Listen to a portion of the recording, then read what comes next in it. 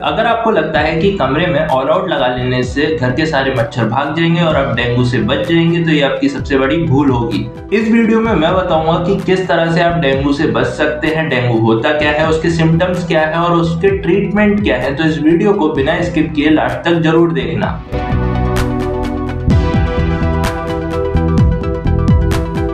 All out या किसी भी मॉस्किटो रेपेलेंट का इस्तेमाल डेंगू से बचने के लिए एक इफेक्टिव तरीका हो सकता है, लेकिन ये पूरी तरह से सफिशिएंट नहीं है। असल में ये प्रोडक्ट सिर्फ उन मच्छरों पे काम करते हैं जो हवा के द्वारा हमारे घर के भीतर आते हैं। लेकिन अगर ये मच्छर आपके घर में या आपके घर के आसपास ब्रीड कर रहे हैं तो ये प्रोडक्ट काम नहीं करेंगे। तो इसके लिए सबसे इफेक्टिव है कि आपको उस ब्रीडिंग ग्राउंड को खत्म करना होगा। मतलब कहीं पे भी अगर गंदा पानी कलेक्ट हो रखा है तो उसको आपको हटाना होगा। जैसे कूलर है या टंकी है तो वहां पे पानी ना भरा रहे, कोई फ्लावर पॉट है तो उसके अंदर पानी ना भरा रहे, इस बात को आपको ध्यान रखना होगा। इससे बचने के जो और तरीके हैं उनको जानने से पहले हम ये समझेंगे कि असल में डेंगू होता क्या है। डेंगू एक वायरल इन्फेक्शन है जो एडिस मॉस्किटो के काटने से होता है। स्पेशली एडिस एजिप्टाई नाम का मच्छर जब आपको काटेगा तो आपको डेंगू जैसी परेशानी देखने मिलेगी। ये मच्छर दिन के समय ज्यादा एक्टिव रहते हैं, खासकर सुबह और शाम। इसका मतलब रात के टाइम आप इनसे सेफ हैं।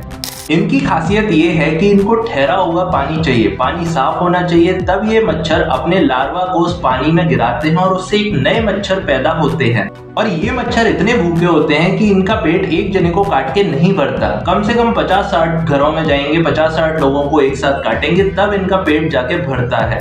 डेंगू मच्छर के दो मेन टाइप हैं जो डेंगू वायरस को फैलाते हैं, एडिस एजिप्टाई और एडिस एल्बोपिक्टस। यही दो मच्छर हैं जो डेंगू के लिए रिस्पॉन्सिबल होते हैं। अगर बात करें एडिस एजिप्टाई की, जो डेंगू का मेन कैरियर है और इसी की वजह से सबसे ज्यादा डेंगू फैलता है। इसकी पहचान कैसे हो? तो इसकी पहचान है इसके पूरे शरीर पे, पैरों पे सफेद धारियां होती हैं। ये दिन में और सुबह ज्यादा एक्टिव रहते हैं, रात में ज्यादा एक्टिव नहीं रहते हैं। ये ज्यादातर ह्यूमिड रीजन में या ट्रॉपिकल एरियाज में पाए जाते हैं। अगला है एडिस एल्बोपिक्टस। इसको एशियन टाइगर मॉस्किटो भी कहा जाता है, क्योंकि जैसे टाइगर के पूरे शरीर पर धारियां होती हैं, ऐसे ही इस मच्छर के पूरे शरीर पर भी सफेद सफेद धारियां आपको देखने मिलेगी। ये एडिस एल्बोपिक्टस जो होता है वो एडिस एजिप्टाई से थोड़ा सा कम इफेक्टिव होता है और कम नुकसान पहुंचाता है। अब हैरानी की बात यह है कि एडिस मच्छर सिर्फ डेंगू ही नहीं फैलाता, ये चिकनगुनिया, जायका वायरस, येलो फीवर, इस तरह की परेशानियां भी क्रिएट करता है। तो इससे बचने के लिए हमें कुछ ना कुछ उपाय जल्दी ढूंढना चाहिए। डेंगू वायरस के 4 सीरोटाइप्स हैं, DENV 1, 2, 3 और 4। जब एक व्यक्ति किसी एक सीरोटाइप से इन्फेक्टेड होता है तो उस सीरोटाइप से लाइफ टाइम उसको इम्यूनिटी मिल जाती है। इसका मतलब ये कि अगर किसी को DENV 1 हो चुका है तो अब उसको वापस से DENV 1 नहीं हो सकता। अगर आपको पहले कोई एक सीरोटाइप हो चुका है और इसके बाद अगर दूसरा सीरोटाइप आपके अंदर जाता है तो ये बहुत खतरनाक हो सकता है। मतलब एक बार डेंगू होने के बाद दूसरी बार जब डेंगू होता है तो वो खतरनाक हो सकता है। अब बात करते हैं इसके सिम्टम्स की। तो जब डेंगू मच्छर काटेगा तो ये हमारे शरीर में अंदर एंटर करेगा और जब ये वायरस हमारे ब्लड में यानी कि WBC व्हाइट ब्लड सेल्स में एंटर करता है तो वहां ये मल्टीपल होता जाता है और ये फैलने लगता है। लेकिन मच्छर के काटने के बाद भी 4 से 10 दिन तक हमारे शरीर पर कोई प्रभाव नहीं दिखता, कोई सिम्टम्स नहीं दिखते। इसको इंक्यूबेशन पीरियड बोलते हैं।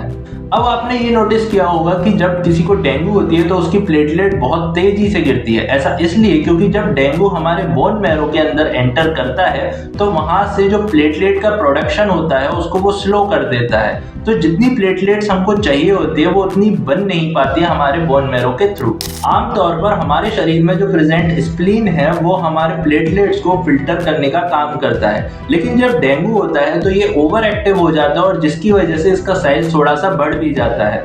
कुछ प्लेटलेट्स इसके अंदर स्टोर हो जाती हैं और ये कुछ प्लेटलेट को डिस्ट्रॉय कर देता है और इसी वजह से आपके प्लेटलेट काउंट बहुत कम चला जाता है। अगर हमारे शरीर में प्लेटलेट की मात्रा कम होने लग जाएगी तो हमारे शरीर में ब्लीडिंग की प्रोसेस शुरू हो जाएगी, ब्लड क्लॉट नहीं हो पाएगा।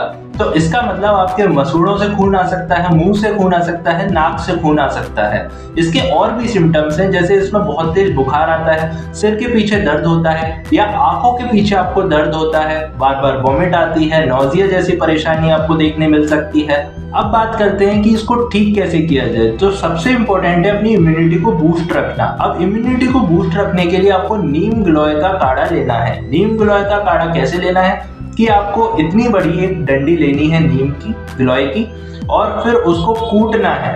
कूटने के बाद उसको 4 कप पानी में उबालना है कि वो 1 कप रह जाए, और फिर उसको ठंडा करके हल्का सा गुनगुना जब वो हो जाए तब आप उसको सिप सिप करके और पी लेंगे। इतना ही नहीं, अब आपके शरीर में विटामिन सी की कमी भी नहीं होनी चाहिए। इसके लिए आप आंवला खा सकते हैं। आंवला आपकी इम्यूनिटी को भी स्ट्रॉन्ग बनाता है और विटामिन सी के भी ये रिच होता है। इस दौरान आपको पपीते के पत्ते का रस पीते रहना है और जो खाने की क्वांटिटी है वो कम कर देनी है, जिससे आपके स्टमक पे, आपके डाइजेस्टिव सिस्टम पे ज्यादा लोड ना पड़े। अगली बात ये कि डेंगू से बचने के लिए आपको अपने शरीर को हाइड्रेट रखना बहुत जरूरी है। मतलब आपके शरीर में पानी की मात्रा कम नहीं होनी चाहिए। तो इसके लिए आप कोकोनट वाटर पी सकते हैं, ORS आप पी सकते हैं, और लगातार आप पानी पीते रहें। अगर ये वीडियो आपको हेल्पफुल लगा तो इस वीडियो को अपने फ्रेंड और फैमिली के साथ जरूर शेयर करिएगा, जिससे हर कोई डेंगू से बच सके। अगली वीडियो में फिर मिलेंगे, तब तक के लिए नमस्कार।